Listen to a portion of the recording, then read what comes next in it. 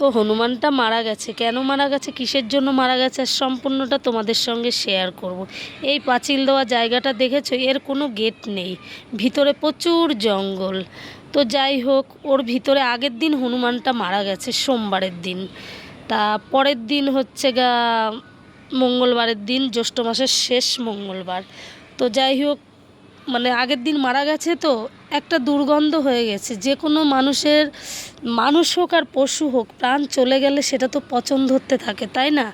তো যাই হোক, ওর কাজটা তো করতে হবে। তো পাড়ার থেকে যে যেরকম পেরেছে সে সেরকম চাঁদা দিয়েছে। তো ডোমকে ডাকা হয়েছিল, ডোম 5,000 টাকা চেয়েছিল, ও টাকায় তো হবে না। তা কর্তা মশাইয়ের পাশের বাড়ির দাদা বলল যে আমরা দুইজনে মিলেই কাজটা করব। তো আমি যেটুকু পেরেছি ফুল মালা রামাবলি এনে দিয়েছি। তো ওর কাজটা এভাবেই সবাই সহযোগিতা করে করা হয়েছে। তা সত্যি যে কোনো মানুষ হোক পশু হোক, তার প্রাণ চলে গেলে আর তার কোনো মূল্য থাকে না, নাকি জানি না। তো আমার খুব তোর কাজটা কমপ্লিট করে এই যে মই বেয়ে উঠেছি আর নেমেছি, ওর জন্য ফলটা এনেছিলাম, আমার সেটা একটুকু মনে নেই। তো এখন আমি ফলটা এই যে দিয়ে নেমে পড়েছি, সবাই এক এক করে নেমে পড়েছে। তো বিকালে ওর নাম করে সবাইকে প্রসাদ দেওয়ার আয়োজন হয়েছে। তো এদিকেই দেখো ভন্ডা সাধু রান্না করছে কিন্তু।